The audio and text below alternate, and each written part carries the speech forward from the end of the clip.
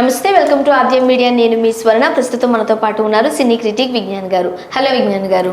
Coromandel express కి సంబంధించి 3 ట్రైన్లు ఈ ఘటనకి సంబంధించి అందరూ తీవ్ర విషాదం వ్యక్తం చేస్తున్న నేపథ్యంలో అయితే రాహుల్ కొన్ని వివాదాస్పద వ్యాఖ్యలు చేశారు. రాహుల్ రామకృష్ణ కమెడియన్. కాకపోతే నేను నిజం చెప్తున్నాను, నాకు తెలీదు ఆ సంఘటన అనేసాడు. తర్వాత అసలు ఎవరికి తెలియకుండా ఉందా ఇప్పుడు ఆ సంఘటన? అసలు ఏంటది, ఎట్లా చూడాలి? మేబీ ఆయనకు కూడా తెలియకపోవచ్చు, ఎందుకంటే కొన్ని యాదృచ్ఛికంగా జరిగిపోతూ ఉంటాయి, కొన్ని ఉద్దేశపూర్వకంగా చేసేవి కూడా ఉంటాయి. అయితే ఇక్కడ ఆయన మన బస్టర్ కీటన్, అప్పట్లో చార్లీ చాంప్లిన్ లాగా చేసే ఆయన బ్లాక్ అండ్ వైట్ టైంలో ఒక ట్రైన్ కామెడీ సీన్ ఉంటుంది. అంటే పట్టాల మీద ట్రైన్ వస్తుంటే అవతల ఇంకో ఇంజన్ వాళ్ళు రాకుండా ఇబ్బందులు వేస్తూ ఉంటారు. ఇటు నుంచి అవతల ఇంజన్ వాళ్ళు రాకుండా అడ్డుకట్టేస్తూ ఉంటారు. అంటే పెద్ద పెద్ద చెక్క మొద్దులు తీసుకొచ్చి ఆ ట్రాక్ ఇట్లా వేస్తూ ఉంటారు. అంటే అవతల అతను వచ్చే వాళ్ళు ఆ ట్రైన్ గుద్దుకొని అక్కడే ఏదో అవ్వాలి బేసిక్గా. అంటే వీళ్ళు వర్సెస్ వీళ్ళు, అమ్మో వీళ్ళు వస్తున్నారు. ఇతను ఏం చేస్తాడంటే చాలా కామెడీగా చాకచక్యంగా ఆ ట్రైన్ దిగి అదేదో వేసుకొని మళ్ళీ ట్రైన్ ఎక్కి వెళ్తాడు. మళ్ళీ ఆ ట్రైన్ దగ్గరికి వెళ్ళి కొంచెం ముందుకెళ్ళి అవన్నీ తీస్తాడు. ఇంకొక మొద్దును తీసి దాని మీద వేస్తే అది పోతుంది. ఇట్లా కొంచెం ఒక టైప్ ఆఫ్ ఫన్నీ సిట్యుయేషన్, మంచి సిట్యువేషన్. అది ఎప్పటిదో, పోనీ నిన్న జరిగిందో మొన్న జరిగిందో అంటే అట్లా కాదు. ఆల్రెడీ ఎప్పుడో ఎన్నోసార్లు న్యూస్ వైరల్ అయింది, దాని వీడియో బాగా వైరల్ అయింది, ఇన్స్టాలో షార్ట్స్, రీల్స్ అన్నీ ఉన్నాయి దానికి. మరి ఇన్నాళ్ళకి చూశాడో, చూసిన తర్వాత ఆయనకు అందులో ఏం నచ్చిందో నాకు తెలియదు, కానీ అది షేర్ చేశాడు ఆయన అకౌంట్లో. కట్ చేస్తే పక్కనే ఏం జరిగిందంటే, రాత్రి 7 గంటలకి పెద్ద రైలు ప్రమాదం, దేశ చరిత్రలోని అతిపెద్ద ప్రమాదం. ఎవ్వరు చూడు పైన కింద ఆ రైలు ప్రమాదం వేసి అది చాలా దారుణంగా జరిగింది అంటే ఎంతమంది ఏం మాట్లాడుతున్నారు అంటే మధ్యలో ఈ ట్రైన్ కామెడీ హిహి అని ఎగిరి గంతేసే ఉన్నాయి. కానీ కింద నోట్ రాయలేదు, జస్ట్ దాన్ని షేర్ చేశారు అంతే. ఏదో ఒకటి ఆయన కాలం కలిసి రానప్పుడు ఏం చేస్తే ఏముంది చెప్పు. ఇప్పుడు ఫర్ ఎగ్జాంపుల్ నిజంగా భూకంపం వస్తే బిల్డింగ్లు కూలిపోయేవి ఉంటాయి. మన కామెడీ సన్నివేశాల్లో ఏంటంటే ఇల్లు కావాలని కూలుతా ఉంటే వాళ్ళు కామెడీ చేస్తూ కింద పడేవి ఉంటాయి కార్టూన్స్లో. సీరియల్స్లోకి వెళ్తే వాళ్ళు అనుకుంటూ వెళ్తారు. ఈ ఎవడి గోల వాడిదే సినిమాలో ఆ హోటల్ అంతా కూలిపోయిన అదొకటి ఉంటుంది. దాన్ని చూడ మనం ఫన్నీగా తీసుకుంటాం, కొన్ని సినిమాటిక్గా చూస్తూ ఉంటాం అట్లా. అండ్ ఇప్పుడు ఇంకోటి కితకితలు ఉంది. ఫర్ ఎగ్జాంపుల్ ఆమె దూకితే స్విమ్మింగ్ పూల్ అందరు లేసి ఇట్లా ఉంటారు కదా, అది ఆ సిట్యువేషన్. సునామీ వచ్చినప్పుడు అందరు బాధపడుతుంటే మనం ఆ సిట్యువేషన్ షేర్ చేస్తే ఎలా ఉంటుంది. సో ఇట్లాగే సేమ్ ఆయన అది చేశాడు. బట్ తర్వాత ఆయన ఏంటంటే ఆయనకు తెలియదంట అసలు ట్రైన్ యాక్సిడెంట్ జరిగిందని. అది కదా, తెలియకుండా ఎవరున్నారు అంటే మేబీ పెద్దవాళ్ళే స్పందించారు. మేబీ తెలియకుండా కూడా ఉండొచ్చు అనుకుందాం. ఫర్ ఎగ్జాంపుల్ బాగా షూటింగ్లో బిజీగా ఉండవు, ఫోన్ సరిగ్గా చూడలేదు, ఎవరు మాట్లాడుకోలేదు, వాళ్ళకి తెలియకపోయినా నువ్వు ఇన్స్టా ఓపెన్ చేసి ఒక పోస్ట్ పెడుతున్నావు అంటే మనం ఓపెన్ చేసిన వెంటనే మన పోస్ట్ పెట్టే సైలెంట్ ఉండవు. అవును, జస్ట్ ఒక ఫింగర్ అటు ఇటు అన్నా కూడా విషయం వచ్చింది. ఇవే ఉన్నాయి పైనుంచి కింది వరకు ట్రైన్. ఎక్కడ కూడా నిన్న మొన్న ఈవెన్ ఈ రోజు కూడా ఇది తప్ప జనాలు ఇంకేం మాట్లాడట్లా. మొన్నటి వరకు వచ్చిన వివేక హత్య కేసు, అవినాష్ రెడ్డి గురించి కూడా మాట్లాడట్లా. ఇంకా ఎన్ని న్యూస్లు అయినా సరే.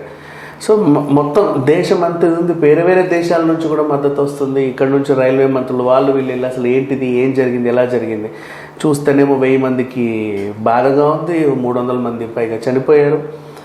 అక్కడ వాళ్ళందరూ బ్లడ్ కలెక్ట్ చేస్తున్నారు. టాలీవుడ్ సెలబ్రిటీస్ కూడా స్పందిస్తున్నారు, మీరు రక్తం ఇవ్వండి, అది చేయండి. సోను సూద్ లాంటి వాళ్ళేమో వాళ్ళకి ఏదన్నా నెల కింద ఉపాధి కల్పించండి. కొంతమంది ఏమో మేము వాళ్ళలా చచ్చిపోయినా బాగుండు, బతికి ఏం చేస్తున్నాం అన్నట్టు. అంటే కాలు పోయో చెయ్యి పోయో ఉంటాయి, మొహం మొత్తము చెదిరిపోయింది. వాడికి అనిపించదా నేను ఇంకా బతికేయడం ఎందుకు, వాళ్ళన్నా హాయిగా చనిపోయారు, నేను నిన్న ఉండి వేస్ట్ అని. ఒక ముసలాయన కొడుకు కోసం వెతుక్కుంటూ వాడి కొడుకు ఫోన్ స్విచ్ ఆఫ్, చనిపోయాడేమో అనుకుంటున్నాడు, కానీ ఎక్కడున్నాడో తెలియదు. ఏడ్చుకుంటున్నాడు, వాడి పేరు చెప్పట్ల, పెద్ద ఆయన ఏడ్చుకుంటూ అందరి వాళ్ళ మొహాలు చూసుకుంటూ వెళ్తున్నాడు. ఆయనకి ఎంత బాధ ఉంటుంది. అండ్ అప్పుడే ఒక ఆయన 14 ఏళ్ళ తర్వాత, మన అతడు సినిమా లాగా 14 ఏళ్ళ తర్వాత వాళ్ళ ఊరు వచ్చాడు. ఎప్పుడో చిన్నప్పుడు వెళ్ళిన ఆయన తల్లి మరణించిందంట, ఆ కార్యాలయం చేయడానికి వచ్చాడు.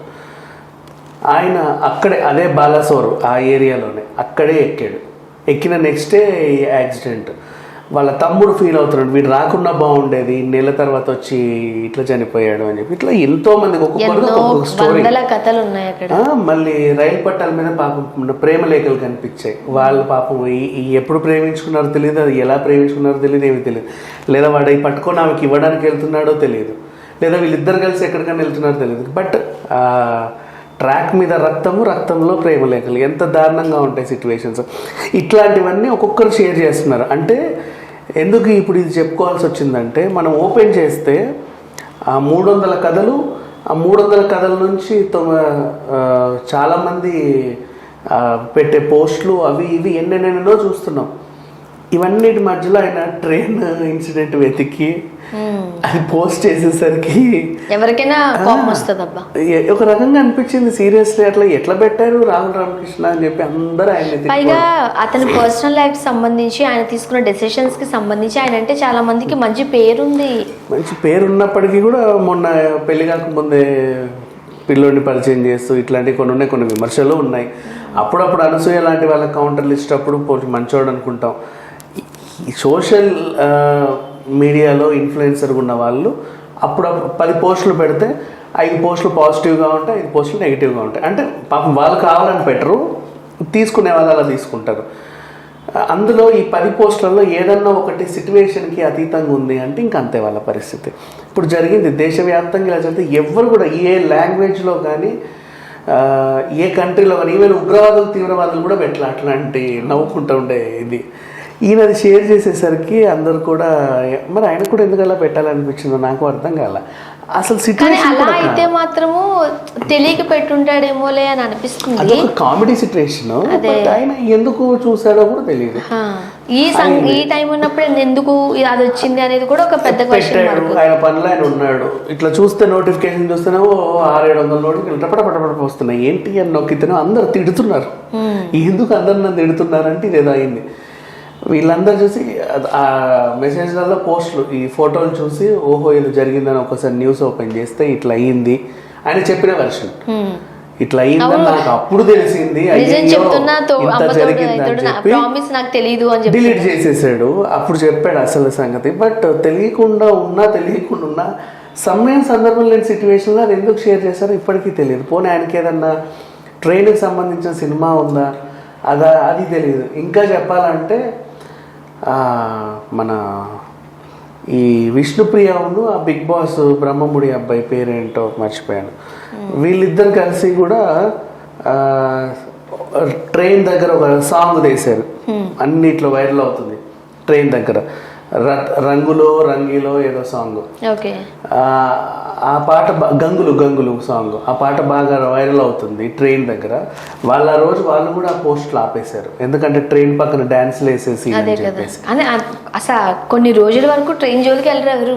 ఎందుకంటే అంత తొందరగా మర్చిపోయే విషయం కాదది. ఇంకా అసలు ఎవరున్నారు ఏంటో కూడా తెలియలేదట. అప్పుడెప్పుడో కమల్ హాసన్ గారు సినిమా ఉండేది, ఎప్పుడేదో పాతది శివం, దాంట్లో కూడా ఇట్లా ట్రైన్ యాక్సిడెంట్ సీన్ ఉంటే ఎప్పుడు 20 ఏళ్ల క్రితమే మాధవన్ కమల్ హాసన్ గారు ఉంటారు అసలు దాంట్లో. అది చూసి అందరు 20 ఏళ్ల క్రితమే కమల్ హాసన్ గారు ఇలా చెప్పారని అట్లా అన్నీ ఇవే ఎక్కడ చూసిన పోస్టులు. ఈయన ఒక్కడే మొత్తం ప్రపంచంలో జనాభాలతో ఈయన నవ్వుకుంటా పోస్ట్ పెట్టాడు. ఇంకా నేను బండి రైలు డ్యాన్సులు అవన్నీ పెట్టాల సంతోషం. సో కొన్నిసార్లు అనుకోకుండా జరగచ్చు, లేకపోతే ఆకతాయితనంగా కూడా పెట్టి ఉండొచ్చు, మనం ఏం చెప్పలేము. అది ఎందుకు పెట్టాడు ఇప్పటికీ ఎవరికి అర్థం కావట్లేదు. ఎప్పటితో బ్లాక్ అండ్ వైట్ వెతికినా కూడా దొరికి చావదు అది. కొంచెం అంటే పర్లేదు, ఆయన పేరు కొడితే ఆయన దాంట్లో వచ్చే టాప్ లిస్ట్ లోనే ఉంటుంది of course. But I don't know అది ఎందుకు అలా పెట్టాడు, అట్లా అయిపోయింది మరి అందరి చేత. Thank you.